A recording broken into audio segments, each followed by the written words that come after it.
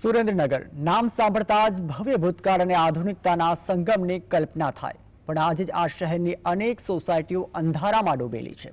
તોફાની વરસાદ વરસ્યાના 2 દિવસ વીતી ચૂક્યા છે, છતાં તંત્રની અણઆવડતના કારણે લોકોને અંધારામાંથી મુક્તિ મળી નથી।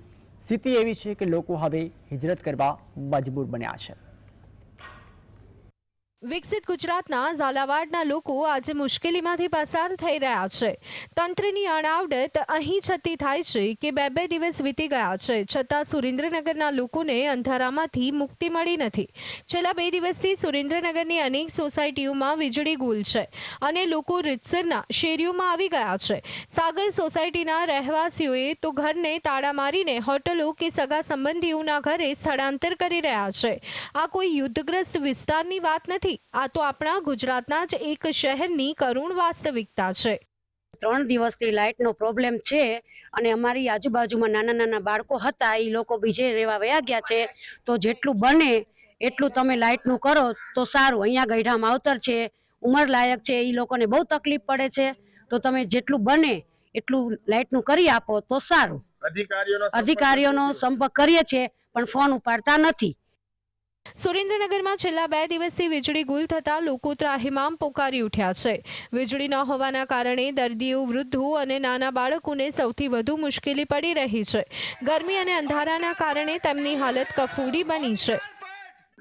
સુરેન્દ્રનગર 60 કોટની સામે લાઇટ છે નહીં, દોયડા તૂટી ગયા છે, તેમ છતાં બી કોઈ આવતું નથી રિપેરિંગ કરવા માટે।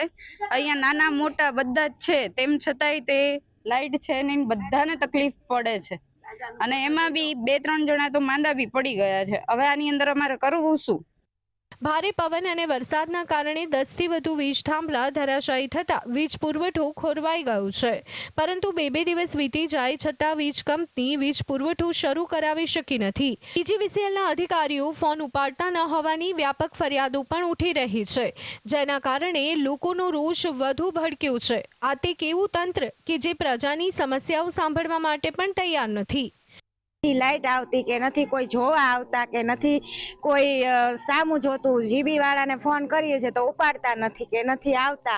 હવે અમારે શું કરવું? નાના છોકરાઓના ઘરે એ લોકો તાળા મારીને વયા ગયા છે। છોકરાઓ એટલા હેરાન થાય છે, રોવે છે, કકડે છે, પણ કોઈ સામું જોતું નથી અને જોવા આવતું નથી। હાલની સ્થિતિ જોતા આગામી 2 દિવસ સુધી વીજ પુરવઠો પૂર્વવત થવાની શક્યતા ઓછી છે, જેના કારણે સ્થાનિકોની મુશ્કેલી યથાવત છે। સુરેન્દ્રનગરમાં ચાલી રહેલી આ પરિસ્થિતિ તંત્રની બેદરકારીનો જીવતું જાગતું પુરાવો છે। વિકાસના દાવાઓ ત્યારે જ સાચા ઠરે જ્યારે સામાન્ય નાગરિકને પાયાની સુવિધાઓ સરળતાથી મળે। માત્ર થોડો ઘણો વરસાદ પડી જાય અને 2 દિવસ સુધી અંધારામાં જીવવું પડે તો વિચારો કે મોટી કુદરતી આફત આવી પડશે તો આપણે તેની સામે કઈ રીતે લડી શકીશું? ફઝલ ચૌહાણ, GSTV, સુરેન્દ્રનગર।